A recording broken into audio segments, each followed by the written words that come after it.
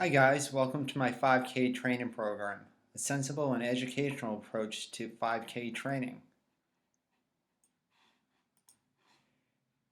This program is a 3-day-a-week program, and usually people do it for 3 months to get to be able to run a 5K. Each week should get progressively harder by using interval training. That's where you walk, then run, walk, then run based on your levels. Goals, everyone should have goals. Health and fitness should be number one goal. No injuries and compliance equally is important. Key point, running is very high impact. Just remember that.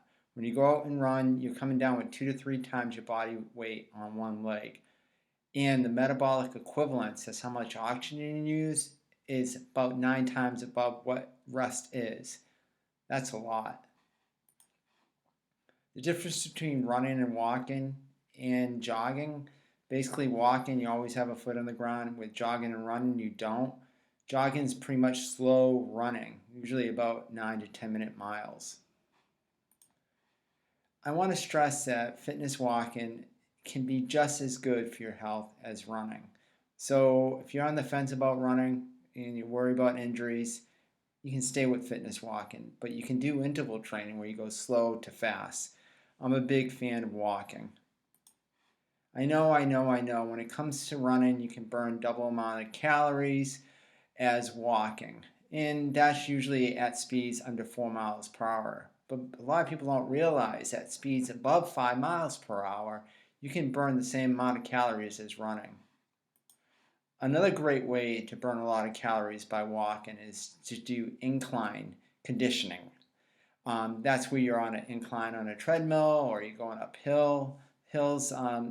Believe it or not, graded treadmills at a high level is about the same metabolic equivalence as running. It's great exercise. Therefore, walking fast, briskly about 4 to 5 miles per hour, or on a high incline can be as good or even better for you than running. One of the key points I always stress to my runners is to stay within yourself. Don't worry about what anyone else is doing.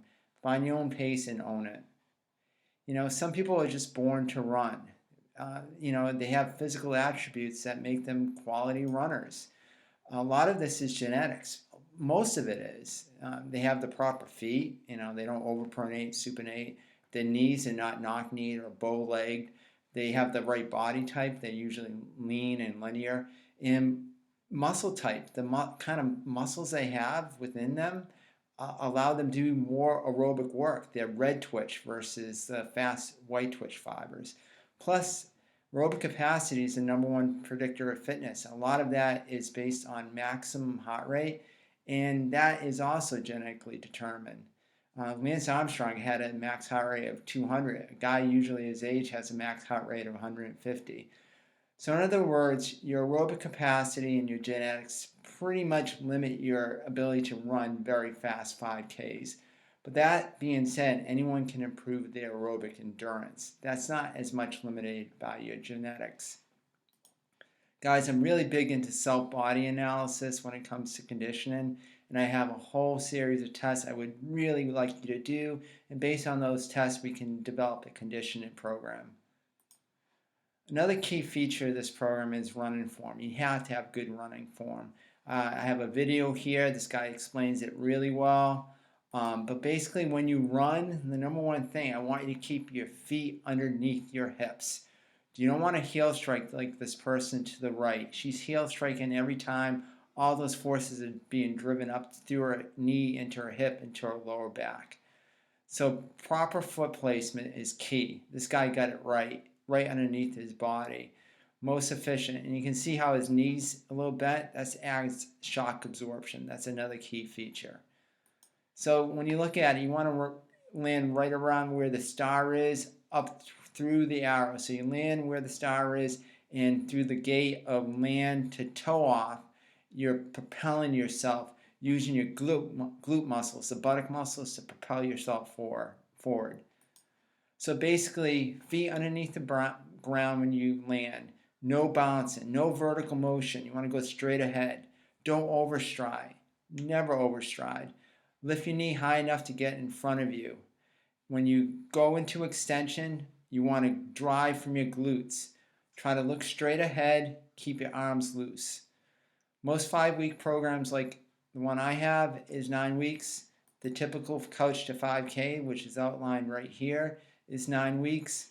I like this program, but I like having people find what their initial level is. And that's how you determine that. You go out and you run as far as you can and determine the time that you get to. If it's 2.5 minutes, let's start at that point as your training level, and that corresponds to this chart at around a 6 or 7. So you go out, you warm up by walking, then you do 2.5 minutes, and then you recover 1 to 2 minutes, and then you do another 2.5 minutes to try to get in 2.5 minutes. You keep going back and forth, that play. And then each week you try to get a little harder. And the intensity should be moderate. You should be able to talk. It might be a little bit difficult, but not too much.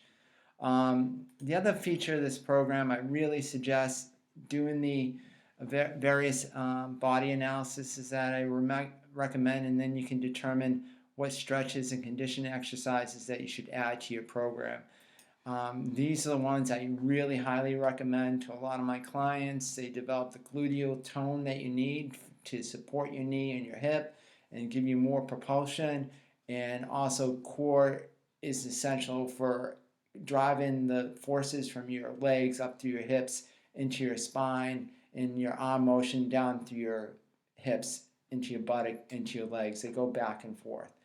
And these are the stretches I typically recommend as well. So guys, good luck. Hope to see you out on the roads running safely, injury-free.